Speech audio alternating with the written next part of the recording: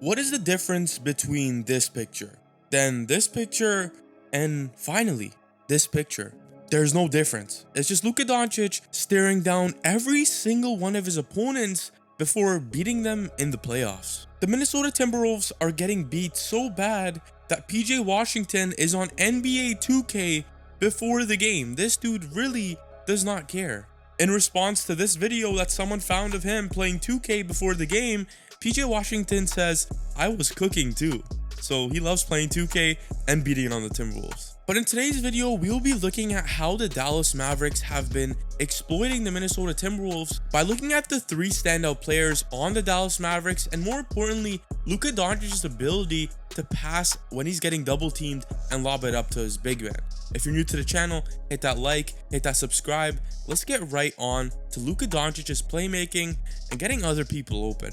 Before the Dallas Mavericks series, the Minnesota Timberwolves obviously played against the Denver Nuggets, and their strategy, double Nikola Jokic and make other players on that Nuggets squad hit tough shots. And while that strategy against the Mavericks has not been going so well, because Luka is surrounded by multiple shooters and lob threat. On this play, Luka is coming off an off-ball screen to get the ball at the left wing, and once he gets the ball on the left wing, he gets the pick from Dereck Lively. And automatically, when he sees that he gets doubled by McDaniels, Dereck Lively slips and Luka doesn't even have to look at Lively, jumps in the air and throws it up to Lively for a wide open dunk. The recognition here by Luka Doncic is absolutely amazing. Now let's look at this second play. It's a little bit different because there's no pick and rolls involved, but it's the same type of action.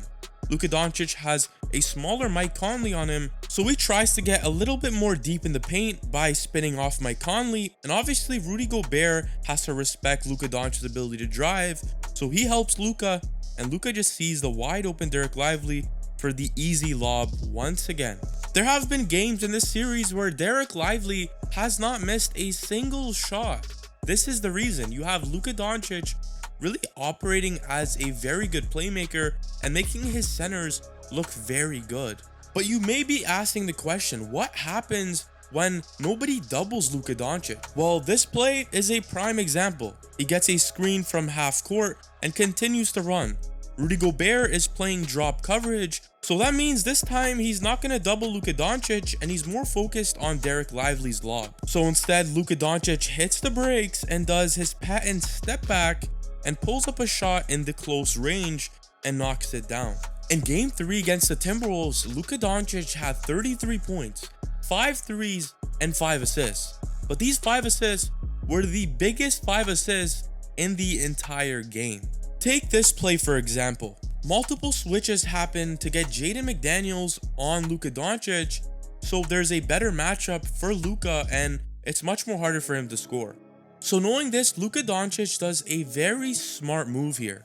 He does an in and out to get into the paint and bluffs by jumping high, and he attracts 3 out of the 5 Timberwolves players, leaving Naz Reid completely lost and a wide open guy in the corner for a 3-pointer. It's just crazy to me how when you're in your home court, role players play a lot better, and this is where Luka Doncic trusts his teammates a lot more. On the topic of role players, Derrick Jones Jr. has been playing so good on the defensive end.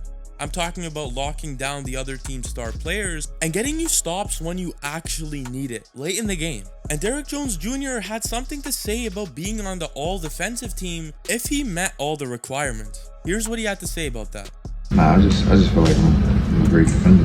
That's what I am. I believe that I should have possibly been on second team on defense if I would have met the requirement.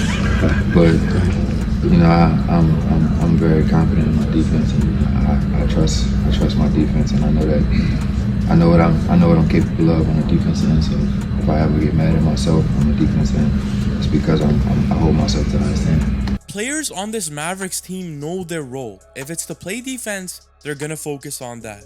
And if it's offense, you're gonna have to hit your shots like PJ Washington in the corner. But managing these role players is another important thing. And I think that leadership in Dallas is at an all-time high, and it's never been this good before. You have Kyrie Irving stepping in as a duo to help Luka Doncic not only on the floor, But off the floor, Kyrie Irving has been through a lot. He's done some selfish things, as he previously stated, but at the end of the day, all of this was accumulated and used to help fuel the roster. And here's what Kyrie had to say about him being a leader now on the team. When you get that role, or people start calling you a great leader or start asking you about leadership, you got to understand that when you're in that position, failure is going to be part of it.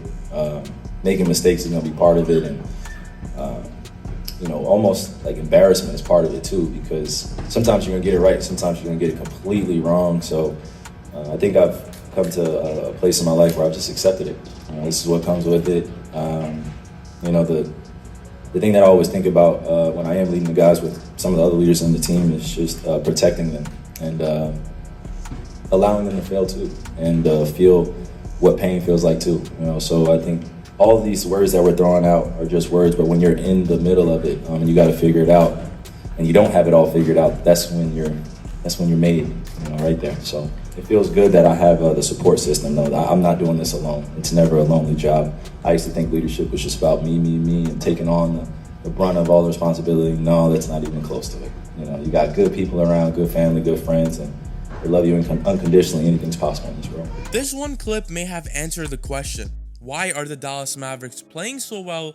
And well, a lot of people answer this by gameplay, playmaking, assists, as I did early on in the video.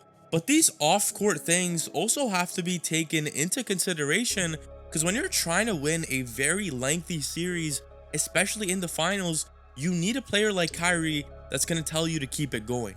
There was a point in the game where Luka Doncic said, "Man, I'm tired," and Kyrie Irving went up to him and told him, that's what it's all about. Kyrie has been also playing amazing on the court, giving you 40 minutes every game while dropping 27.7 points per game, 4 rebounds, and 4.7 assists per game in the series so far. No team in NBA history has lost a series where they are up 3-0, so at this point, I'm ready for the NBA Finals where the Boston Celtics take on the Dallas Mavericks. But Naz Reid said in a post-game interview that he thinks that the Timberwolves are the only team that can come back down 3-0. But you never know. Anything could happen in the NBA. But let's be real. I got the Dallas Mavericks winning the NBA Finals and getting the championship. Because at the end of the day, you can't call this backcourt one of the best backcourts in the NBA until they win a championship. And that was quoted by Kyrie Irving. What do you guys think? Who's winning the NBA Finals, the Dallas Mavericks, or is it the Boston Celtics? If you enjoyed today's video, hit that like button and hit that subscribe if you are new.